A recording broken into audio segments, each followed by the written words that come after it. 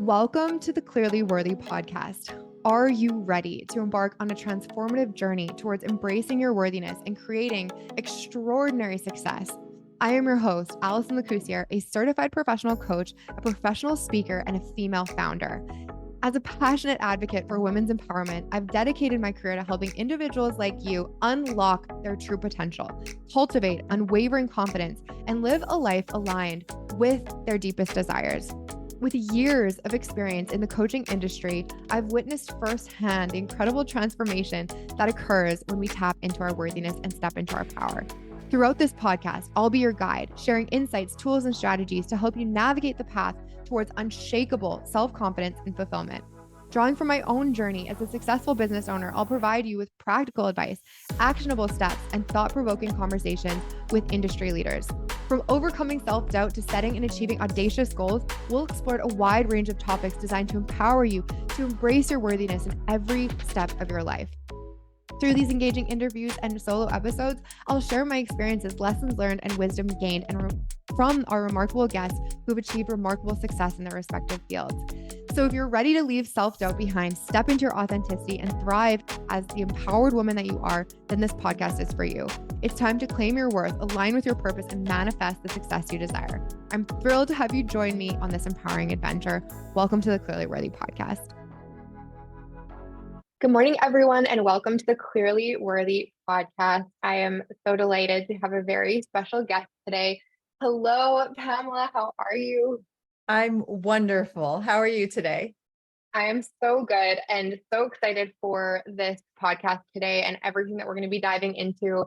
So let me introduce you to my audience, although I don't know if you need an introduction. You're such an amazing woman in the industry, and I just can't wait for everyone to hear your message, your journey, and really just how you became where you are today. So Dr. Maragliano-Muniz was a dental hygienist before becoming a board-certified prosthodontist. She owns her practice, Salem Dental Arts, located in Salem, Massachusetts, where she, when she's not with patients, she is actually the chief editor for Dental Economics magazine and lectures internationally. So welcome. So good to have you here. Thank you. I'm thrilled to be here with you today.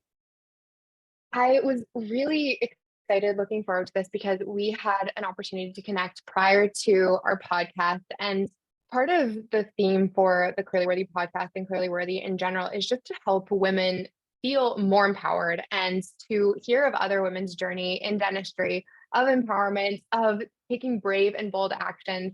And so what I would love to start off with is just to kind of hear how you went from being a dental hygienist and becoming a prosthodontist.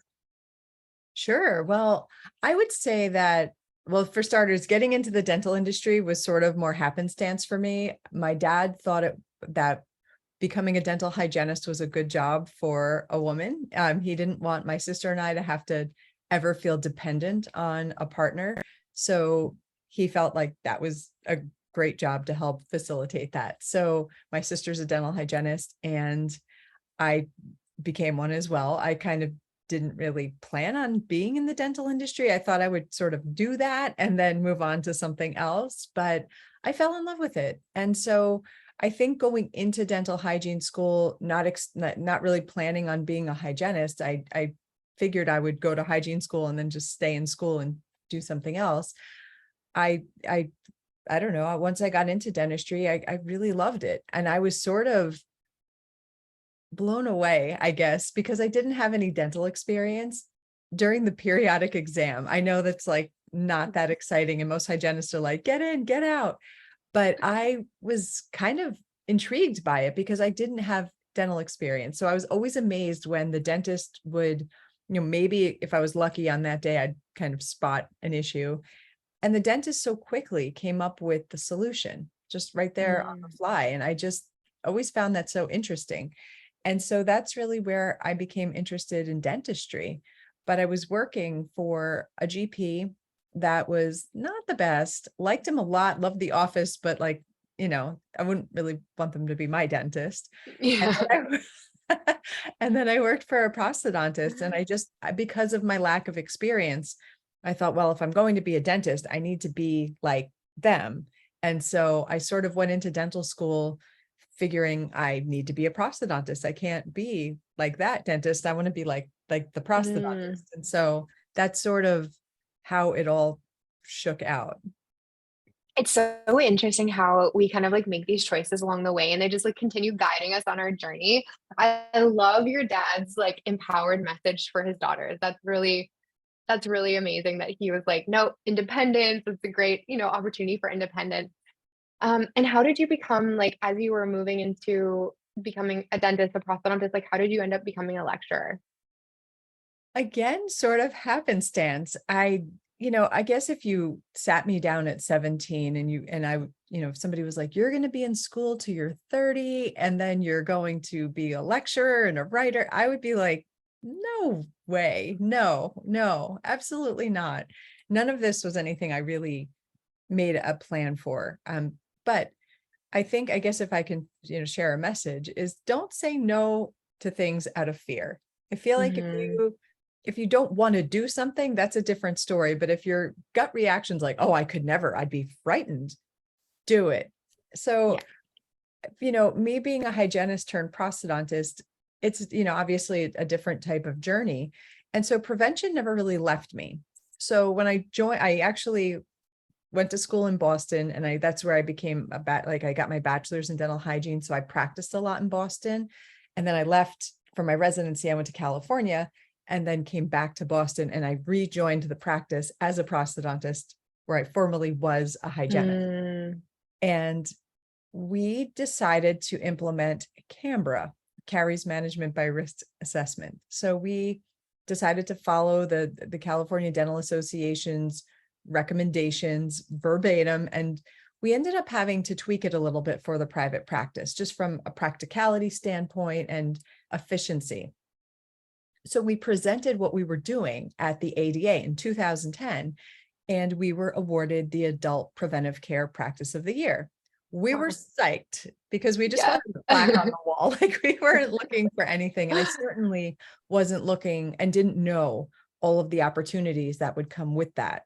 So we get this award, and next thing you know, I'm asked to give 3 webinars. I was like, I don't know, I guess okay. You're going to pay me to speak? Like, my family doesn't even want to like listen to me half the time. So it's like, okay. And so I just started giving webinars on this topic, and then I would, be asked to speak and write. And it was just sort of, again, I just felt like it was important not to say no out of fear. And then it all of a sudden became something that didn't scare me anymore. And it became Mhm. something that I actually enjoy. And it was really nice to meet different people and see different parts of, now the world, not just the United States. And obviously the message is all positive. It's all about preventing tooth decay and helping, but it also helps the practice and, all the things. So yeah, one thing led to another, but it's all been incredible.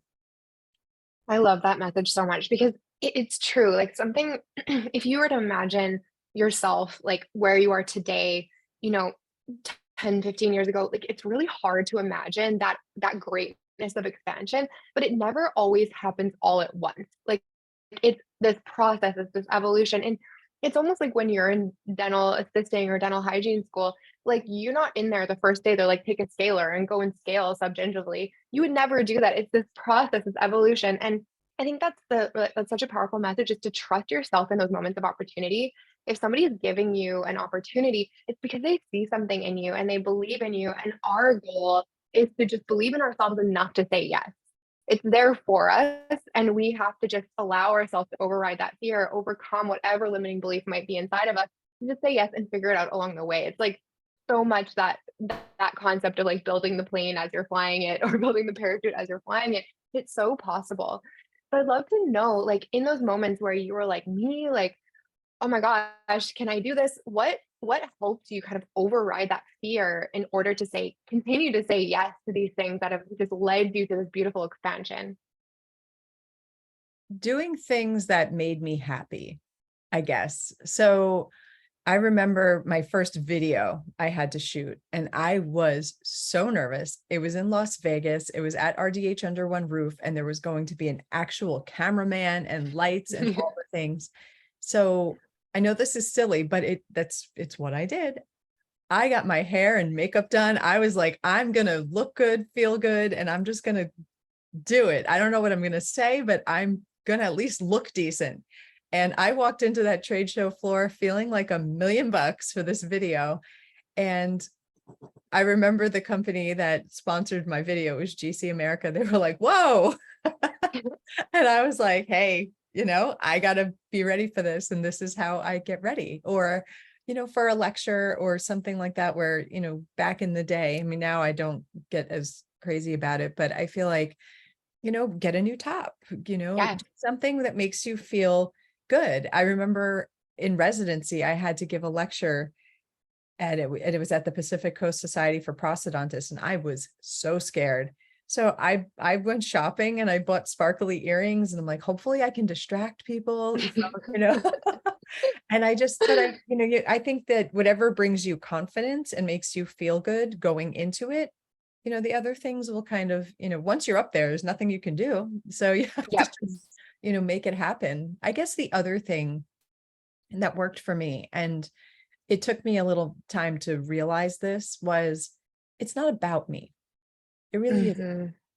I make it about me because I'm the one standing up there. So of course I want to make it about me, but it's not.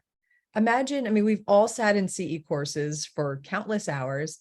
Imagine being in a CE course and the speaker's so scared that they can't convey the message that they're supposed to share. Imagine how awful that is as an audience member, what a disservice it is to patients, and I'm like, it's really not about me. It's about the message. Like, how do I, teach my audience the message I'm trying to convey as clearly and concisely and as practically as possible? It's not about me. It's about that. And as soon as I kind of took myself out of it a little bit, it, all of a sudden, the passion for what you're doing will become the priority, and not, are my pants too tight? Can they tell my foot hurts? Like all the other things that come with a lecture, so all of those other things go away. And then what's really important shines. I love that so much. I think it's so important to hear that too, because it's not to say that you're not nervous or you're not uncomfortable or you're not scared. It's just to say to do the things for you personally that will help you feel better. For me, it's red lipstick. Like if I'm worried or stressed or, even just like wake up and I don't feel like my best, I will always wear red lipstick because I feel fierce when I'm wearing it. And now I've become known in the industry. They're like, what red lipstick is that? And I'm like, this is power. It's power lipstick because it just means that to me. Like I feel more confident with it. And I think that's really too the message is that it's not the same for everyone, but it's whatever you feel in yourself makes you feel better. I remember the first time I did a webinar during the pandemic for Seattle Study Club, and I was just becoming a speaker and I was asked to speak for Seattle Study Club. And I was like, they don't even know who I am. This is crazy. And I remember before the lecture, I just danced. I like put on my favorite music and I got my energy up because it was virtual. So I could just spend that time getting myself like revved up before my event. And so I think that's just so important. And I think the other thing too is like, say yes to something and trust that you'll be ready for it when it comes. Because not often are we like, okay, tomorrow get on the stage for the board of prosthodontists and speak them. It's like in 3 months from now and 6 months from now, the woman that you can become along the way with intentionality, it's amazing what we can do. And so it's like, that is the elevation itself. Oh, so good. I think it's important to be kind to yourself too. Not every lecture is perfect. Not every audience is amazing. I mean, every time you don't know what you're going to get. And I think if you can look at yourself almost objectively, and all of a sudden, if you're like, all right, that didn't go well. I mean, I don't think people ever really regret doing something. I always feel like you regret not doing something for the most part. And I think that if you just do it and you're like, all right, that wasn't great, you can kind of figure out what wasn't great about it. So next time it's that much better. I feel like even with videos, I remember being like, I don't watch my videos. Like I don't, but I'll check and see if my lighting and my face like all work, like if my makeup looks too light or too dark or whatever, and I feel like I just started, trying to be a little more objective with what I was looking at, as opposed to, oh gosh, I move around with my hands too much or whatever it was, Mhm. just from like an objective point of view and not being so self-critical. 100%. Was there anything that kind of helped you become less self-critical? Like, was there like a moment or any thought or anyone like guide you in terms of that? It's a journey. Let's put it that way. I feel like there's times where, and then this is just me, just being me. There's times I'm kinder to myself, and there's times I'm like my own worst enemy. And so, for me, I feel like a lot of that is related to weight. And I feel like, Mm, the kinder I am to myself, it's amazing that I find the time to work out. I find the time to eat right. I find the time to take care of myself. And then a lot of times when I'm self-sabotaging is when I'm kind of, overwhelmed with work, or I mhm. haven't been working out, or I have things after work every night. And it just kind of, I feel like I'm kind of getting drained. I find that I'm the meanest to myself when I probably need kindness the most. Yes. Oh my gosh, the link between like self-care and our self-energy and the way that we're showing up is so important. And I remember my coach told me one time, she was like, your energy is the most important thing. And I was like, no, like our schedule, our this, our structures, our systems, those are the most important things. She's like, no, like how you feel about yourself and in general will guide you through the schedule, the obligations. And so your highest paid priority is to take exceptional care of yourself. And I think, like, as women, there's a tough switch in our mind that we have to like plug in because we're used to, I think, like serving others and giving and doing. But when we actually do the opposite, we become more successful. And it's like a weird thing in our mind to like slow down to speed up or to like the moment that we feel like we have no time to go to the gym or the moment where we feel like we absolutely cannot, we sit and meditate. And it's true. I love that you shared that realization too, because it's a tough one to kind of figure out. It's true. I even think, I mean, one of my proudest accomplishments was getting my board certification in prosthodontics, because it was a long journey. It took me 12 years to get it. It does not take normal people that long to do it. But I let life get in the way and all the things. But when I finally took my last part, I was in such a different place than I was when I first started or throughout the process. And I remember just wanting to get it done. Like, Mhm. I just want to pass. Like, I hope I can trick them enough to let them think I'm competent, and so that I can just get this box checked and moved on. And I found it so weird because a lot of my friends were like, it's such a beautiful process, and it's amazing, and it's career changing, and it's, this whole thing. And I was like, it's not beautiful. Like, I just need it done, and I just need to, I don't know, like, I hope they don't see that tooth is whatever, whatever. And this last time I took it, I was being super kind to myself. And every time I got stressed about it, I remember the week before, I took the week off before my exam, and my exam was in Chicago. I had like one of those residence hotel rooms. And every time I found myself getting stressed, I went outside and I just went for a walk, or I took a yoga class. I signed up for like a 5 weekday package or whatever for yoga. And I just kind of was like, no, I'm not going to get in my head. And I remember even the morning of my exam, like, if you saw me, you were probably like, whoa, she looks stressed because she's pacing. But I was literally just like walking and breathing, just like, if I Mm, can breathe, I can do this. If I can breathe, I can do mm, this. And it was amazing that it was beautiful. And it was something that I just, made it feel to myself so insurmountable. But once I was able to just take a deep breath and not let my, heart pound out of my chest, and just kind of calm down and be enough. It's mm. amazing how that worked out and how amazing it was. And it was just such a wonderful way to end, because I look back on the process so fondly now. Oh, that gave me goosebumps. Yeah, wow. It's interesting, and I would love to hear your thoughts on this. I've kind of heard this statement before that the goals that we have for ourselves are like the achievements or the boxes that we're checking. Like, it's not about the actual certification. It's not about the actual like get to this point. It's actually about who you get to become as you go towards that journey or as you go towards that next goal. And that seemed like such a beautiful story of that. It's like at first it didn't feel beautiful, but as you kind of move towards that, it was like who you were able to become in order for you to be successful with that. But I'd love to hear your thoughts on that.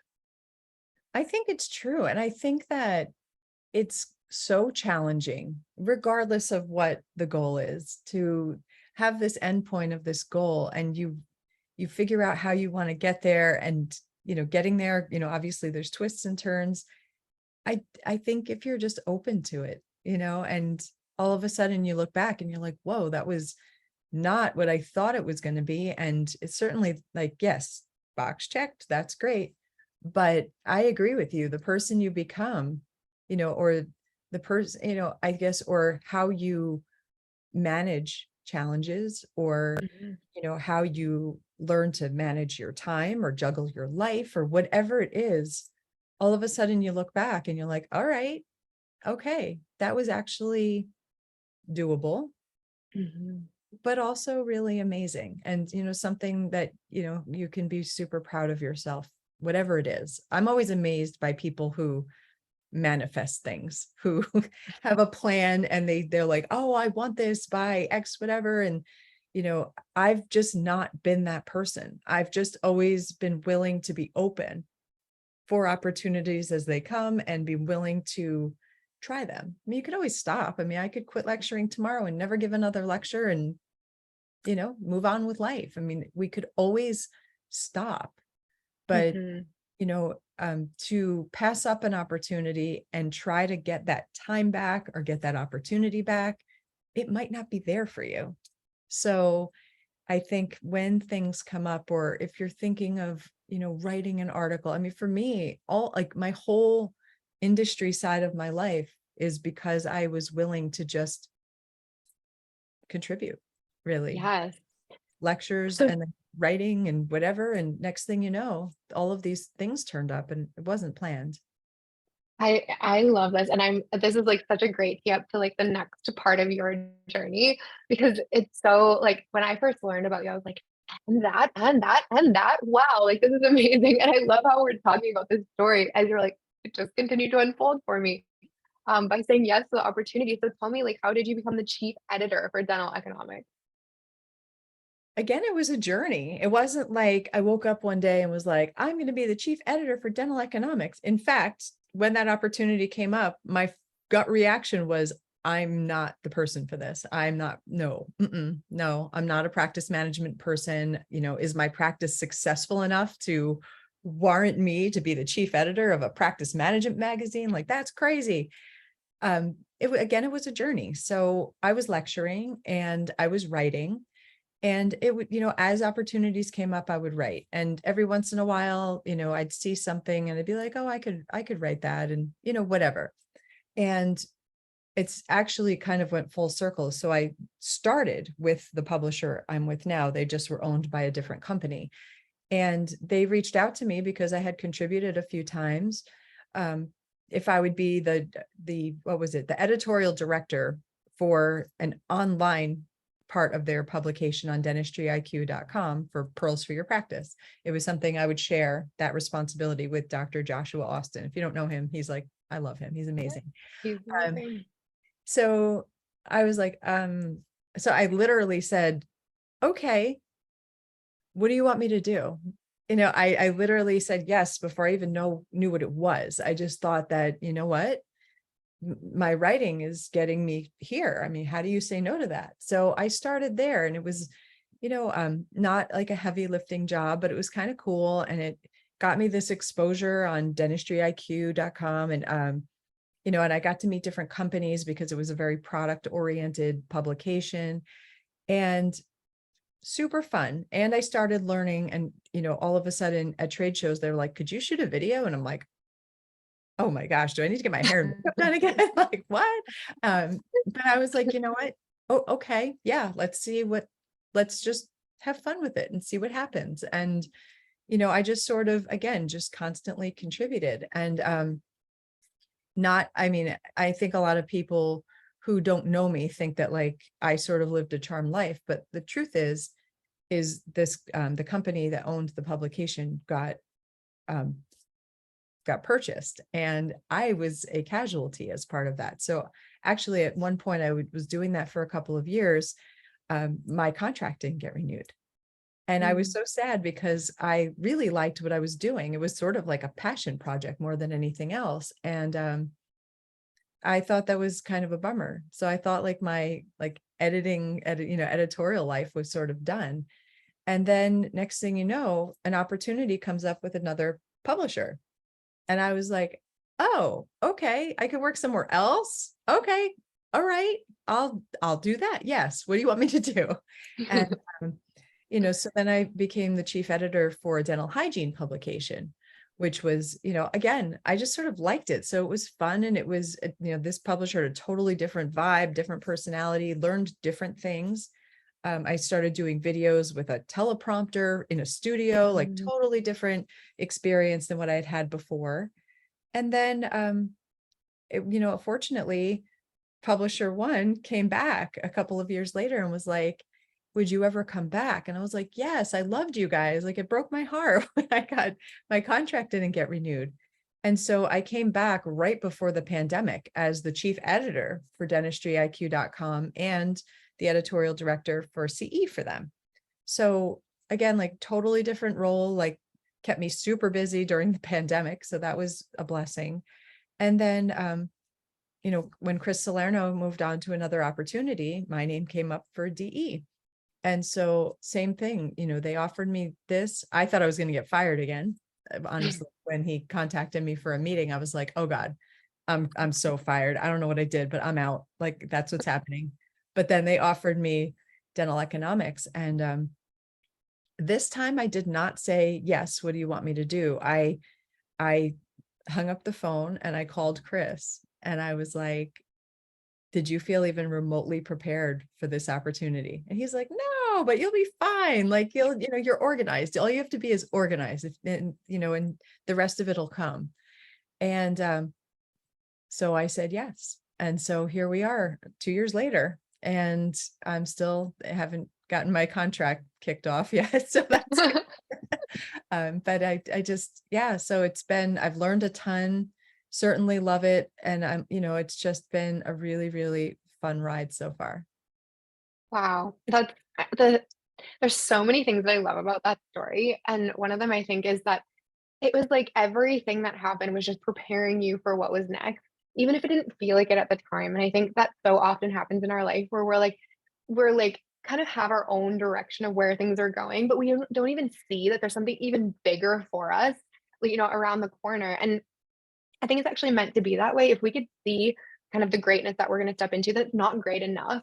It has to be so big that we couldn't even like imagine or fathom it. But you just kind of trusted that process and you stuck with the things that were aligned with you. And I think alignment is so important in the sense of like, I like this, I enjoy this, this is something I'm passionate about. It will always lead you in the right direction. And everything that you said yes to just was preparing you for this even greater opportunity. And the other thing that I just find is really interesting is that so often we get called for a meeting and it's like the first reaction that we have is like, oh no, I've done something wrong, rather than like, you're about to be given this beautiful opportunity in that moment. So what's been, I guess, the hardest part of that transition, or what's been the most challenging aspect of it? Probably juggling my time. Yeah. So I have a practice, and the magazine is, the responsibilities are significant. And I still try to be a lecturer, and I still try to do all the things. And, we're podcasting now as well. So we're doing all of these things. And I just wish there were more hours in the day. But I would say that, the juggle of all of the things is probably the most significant challenge, but it's amazing that somehow it just sort of all works out. I guess another thing that I think it's really important is being yourself. I think sometimes we try to abandon who we are to be who we think whoever it is wants us to be. And I think that, the sooner you can just accept who you are and just sort of go with it, I think that that's really going to serve you well. I can say, so I did that for a long time with my practice. I bought my practice in 2014 and I I didn't love it, to be honest with you. And in fact, I thought that, like, we never actually said it to each other, but I could feel that, like, between my husband and I, that, like, I made a mistake. Like, I probably shouldn't have bought this thing. Like, I should have just continued teaching and lecturing and being an associate and like whatever. And but the reality was I was, I guess, just trying to keep patients there, I guess. And I felt that I didn't get along with the previous owner, so she had to go after a couple of months. So I felt like we needed to, like, I needed to do something that wasn't me to keep patients around. And for me, it was keeping the team. And so even though they didn't really see what my vision was, and they certainly weren't helping to make my vision become a reality, I just sort of like let them be the constant that the patients saw. And finally, during the pandemic, just being off for a few months, I was like, you know what? I can't stand my practice. Like, I like practicing dentistry, but I don't like my practice. And what I wanted for my practice and what it actually turned out to be were two totally different things. And so I don't know what happened. I mean, I think like something happened to all of us during the pandemic, but I was just like, you know what? I'm tired of being sorry for who I am. Like, I have friends, people like me. I'm not like, a person that people, don't like for the most part. So why am I trying to not, like, why am I hiding that with my patients? So I decided to replace my entire clinical team. And I decided that, like, the practice was going to be me. And don't like me, and I'm not your cup of tea, and I'm not everybody's cup of tea. You can go somewhere else, but I want to have the best practice, and I want to be able to provide the best care. And if you're not on board with that, then you can go somebody else, somewhere else. There's always somebody that will give you faster care, cheaper care, whatever, but that's just how it is. And I can't tell you what that's done for my practice. It's been life-changing. I love going there every day. I love the people I work with. I enjoy my patients more. I enjoy actually practicing more. I feel like, I don't apologize that my chairs are hot pink. Like, I just feel like, you know what? It's just, this is what we're about. We want good energy, high energy, positivity, all the things, like your red lip, and you either love it or you don't. But I can tell you that it's just made my whole practice a million times better.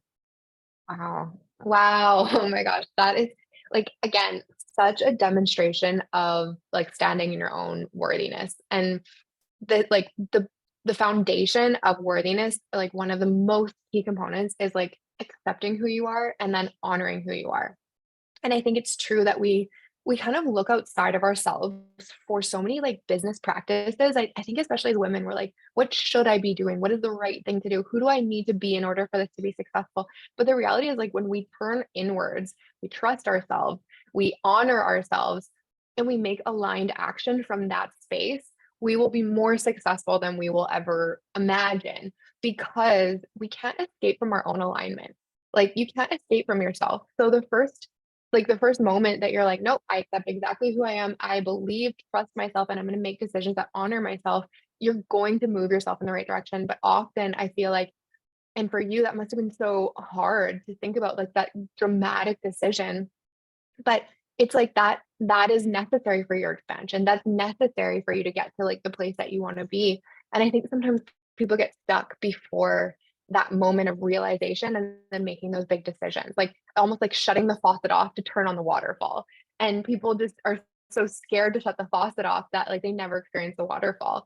So like walk me through just a little bit of like some of the the thought process, the decision making when you're making that decision, because I know, you know, having to make a decision like that and deciding that, like, there's a lot of self-worth that needs to be present for that. So how did you make that decision and kind of like move through it? All right. So I'm going to be completely honest with you. Some of it came out of anger and frustration. I remember, obviously the beginning part of the pandemic, I mean, we were scared and we had to change what we were doing in our practices. And we needed to, kind of figure out how we were going to tweak our infection control and where are we going to get face shields? I mean, like all the things. And I was doing it alone. It was me and my office manager, and everybody else was enjoying their government paycheck and their time off. And I would meet with them. I was trying to meet with them weekly. And the meetings were like, I would leave so mad, like, because I was also working. So I was shooting videos and doing things for Dentistry IQ. And I'd have the scheduled meeting and I'd be, like teammates would show up in their bathing suits. They would be like wet from floating around the pool. And I mean, which is fine. You're home, do whatever you got to do. But I mean, we'd spend the first half of the meeting talking about cats and, just sitting at home. And I'm like, all right, like, I'm happy. Trust me, I could sit here and BS with you all day. Like, I'm here for that.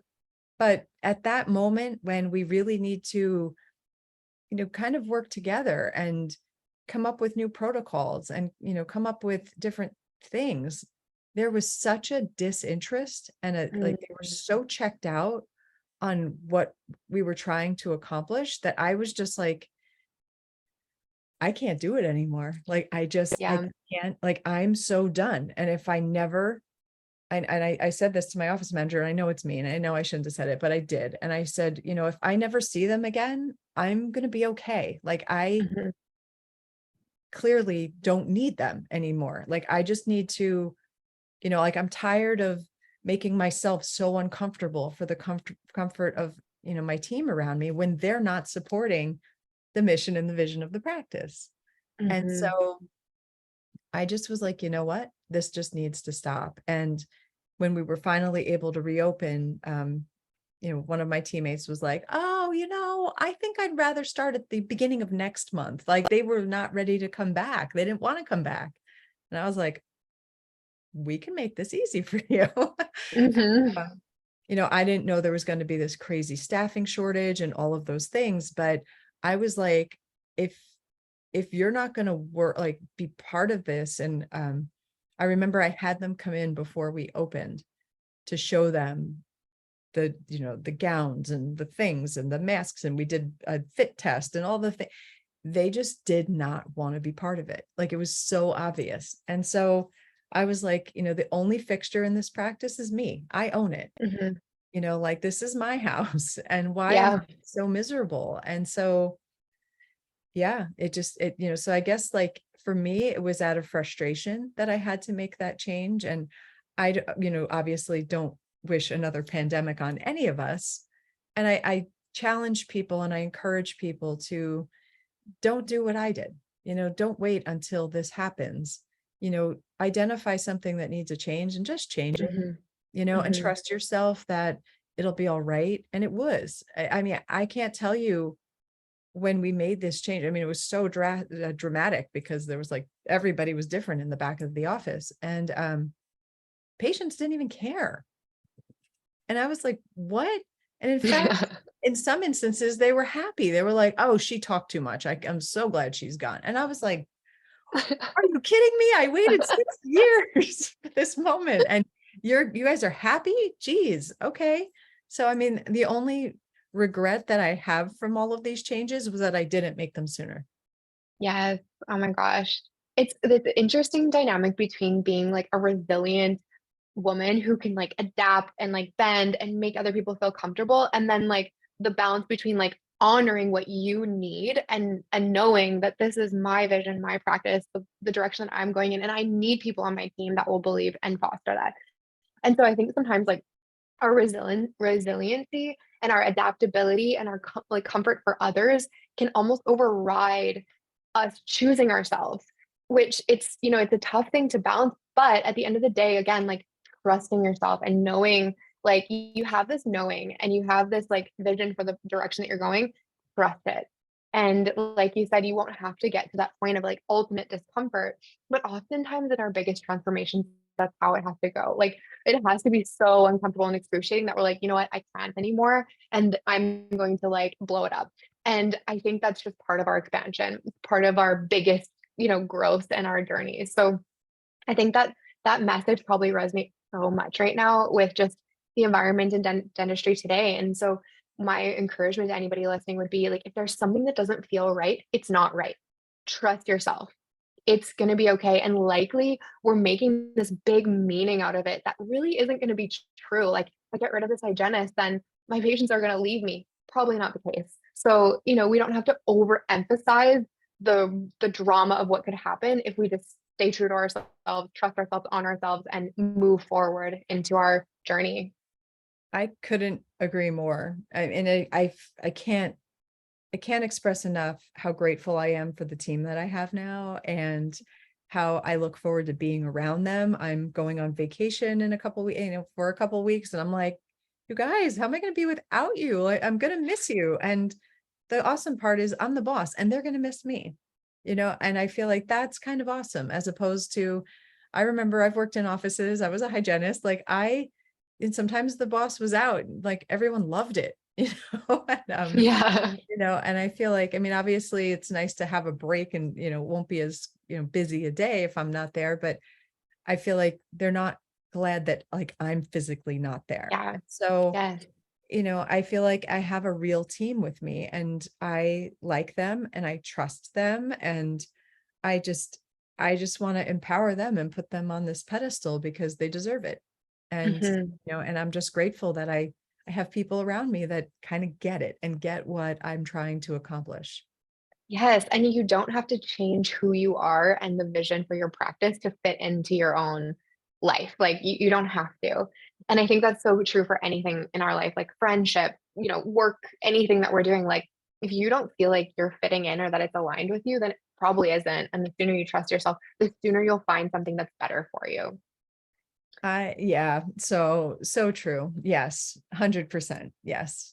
Yeah, I feel like I guess that's the other thing is, as you, make changes as needed and you do these things, it's kind of interesting that sometimes, friends aren't your friends, and there's, those things all become apparent. And I think we hang on to things for longer than we should, whether it's relationships, a job, a friend, or whatever.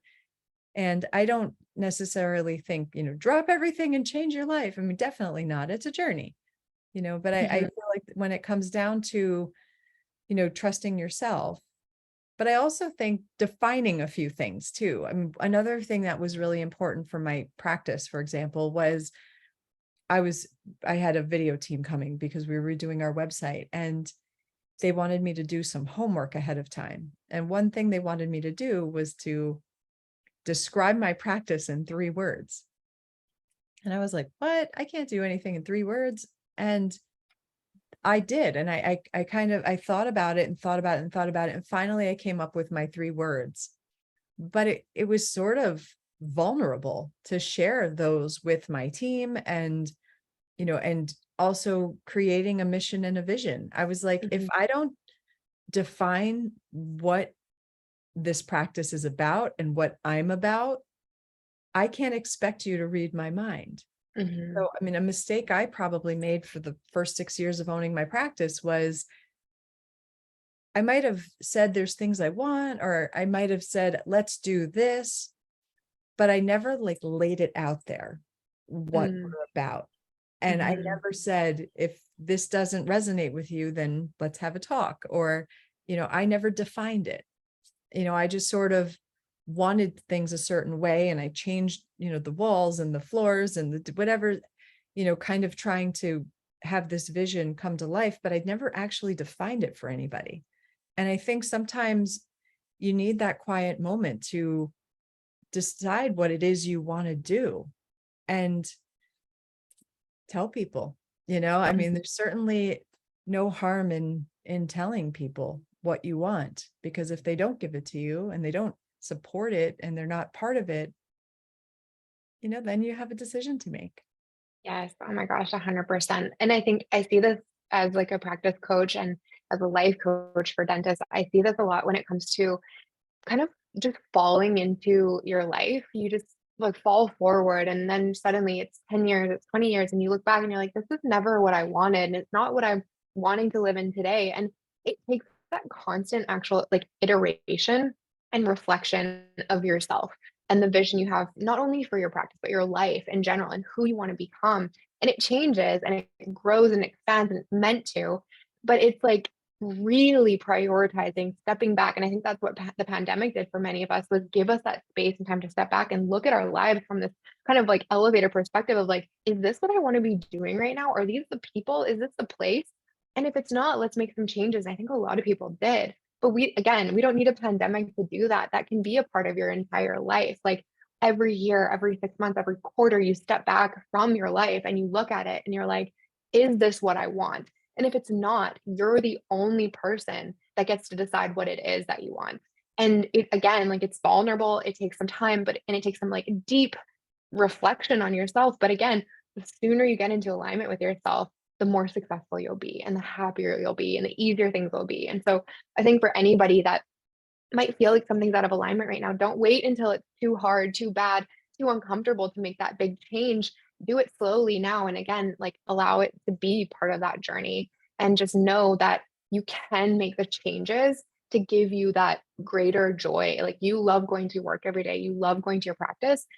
I want more dentists to love going to work and love their team and love their practice. And I think, as a practice owner, you have that ability, you have that right, you deserve to have it. So it's just such a great story.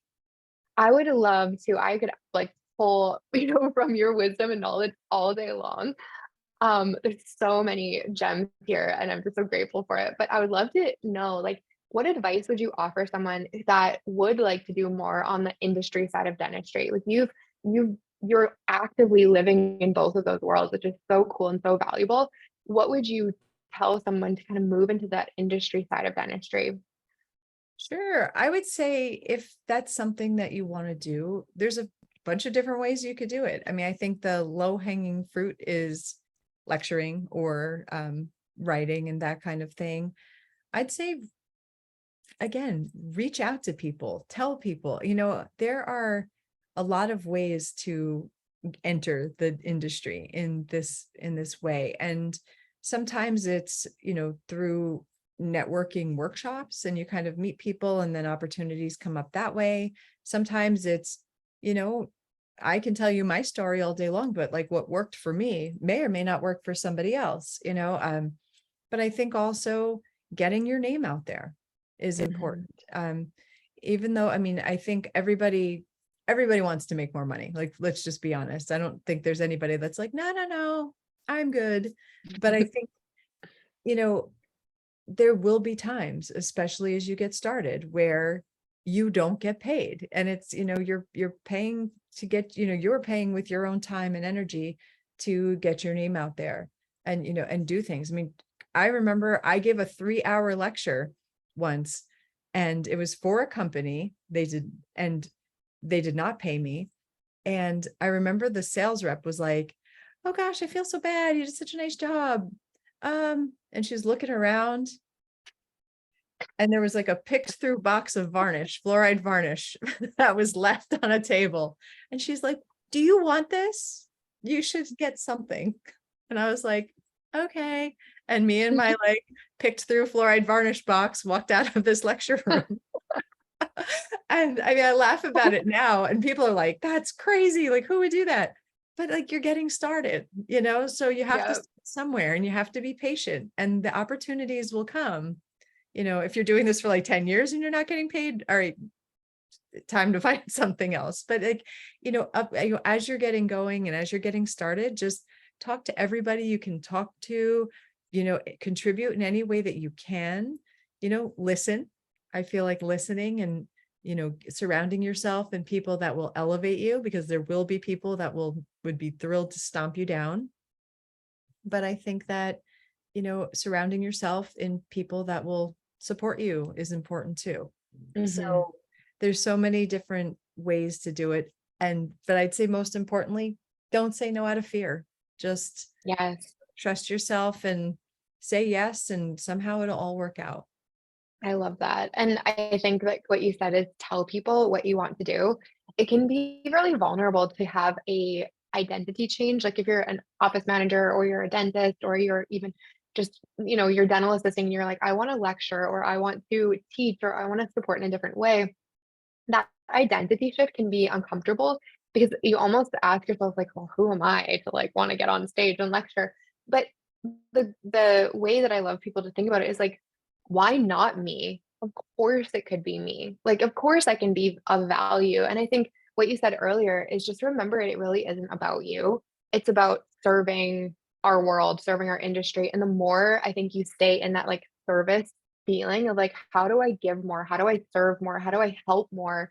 The more successful you'll be faster because you're putting the energy into everyone else, not, making it about you, which I think we can get so paralyzed when we make it about ourselves and we can get so perfectionistic and all of those things that just keep us stuck. And so I think your journey and just the way that everything evolved for you is just such a powerful story of what can happen when you say yes to yourself, you follow your passion, you don't say no because you're afraid, and you just bloom, like you just expand into the woman that you're meant to be because you're saying yes to those things.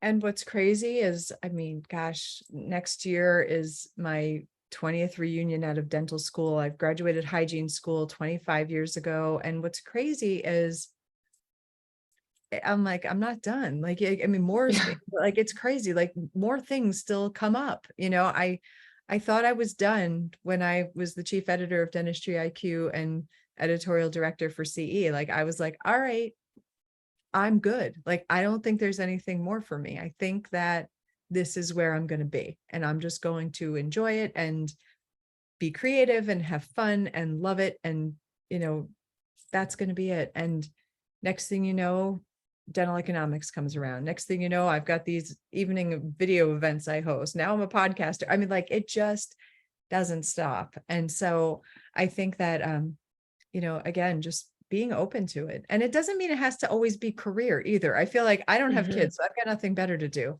But I feel like there's, this could apply to any aspect of your life, really. It doesn't Mhm. have to be your career. I mean, for me, it was, but I feel like that doesn't have to be that way. Whatever it is that, whatever destination, let's put it that way, that you're, hoping to get to, you could do it. I love that. So as we wrap up, I want to know, like, if you could finish this statement or sentence for me in kind of like your own like vision of the future of women in dentistry, of kind of the evolution of our industry.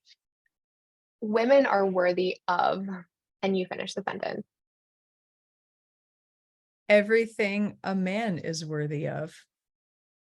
It, everything, I mean, everything.